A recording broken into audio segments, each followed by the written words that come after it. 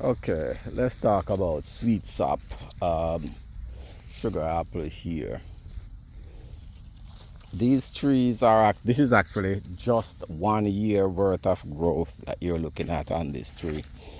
The plant is 2 years old. When I put it in the ground first and the cold weather came, it was burnt all the way down to nothing, just that little stump. And it started coming back up from the root. In fact, all of these same thing happened. They came back from the root, and then 1 year worth of growth and produce this. I'm actually surprised that I'm actually getting so many fruits from it. You could see from this one there are fruits just about everywhere. Way too much vegetation on the tree. Too much work to cut them back. They need to be cut back. They're just way too much vegetative growth. But under all this vegetation, you have fruits and even blossoms up here, and it's consistent. This one just planted just recently. I mean, put in the ground. Actually, like this, for example, just put in the ground. What I did, because of the winter burn the plants, I keep them in a pot where I can cover them and protect them. And when they get larger, maybe about half the size of that, that's when I put them in the ground. Won't make the same mistake of putting them in the ground too young. Here's another tree. Got a whole bunch of sweetsop. Now, sweetsop normally are ready in around August, and it goes on from August all the way back through November, December. So we're looking on getting fruit real soon. Real soon.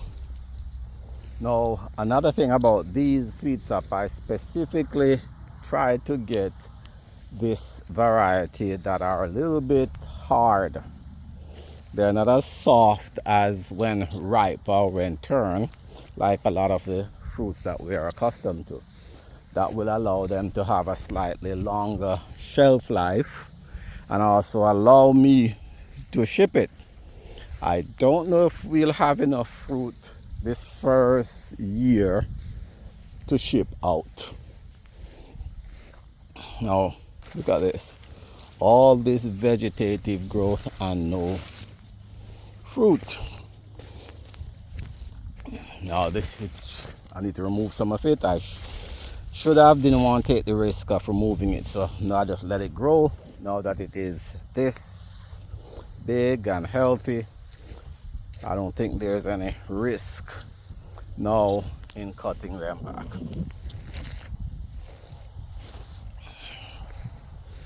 There you go.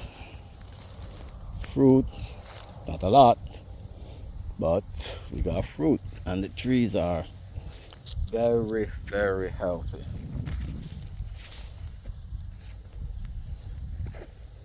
And it's basically the same thing going all the way down.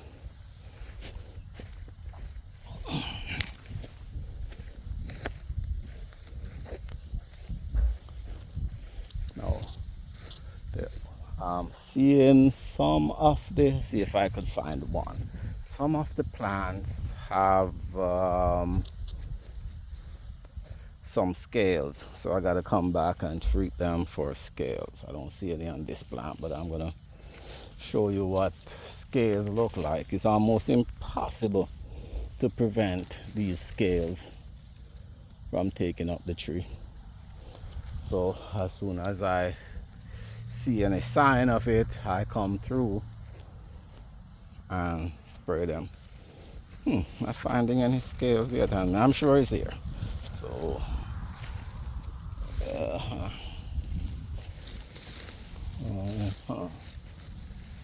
well, this the three problems that you gotta look out for when you're growing sugar apple are scales, the white flies, and the fungus.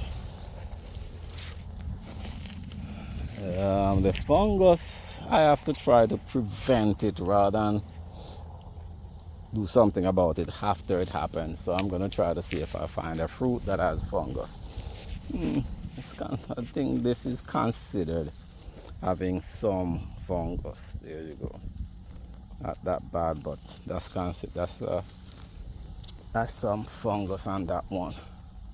Still can't find any scales yet. So, but I did see some on earlier trees. Yeah, this is bad. I should have sprayed these already and not wait.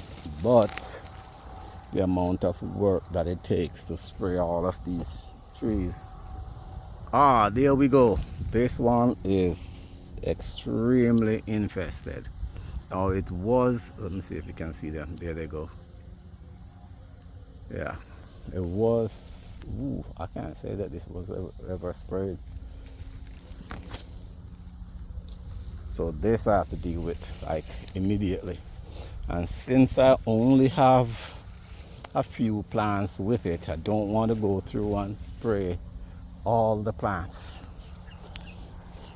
I hate spraying them. But here we go, fungus on a few fruits. All right. So I'd say in August we should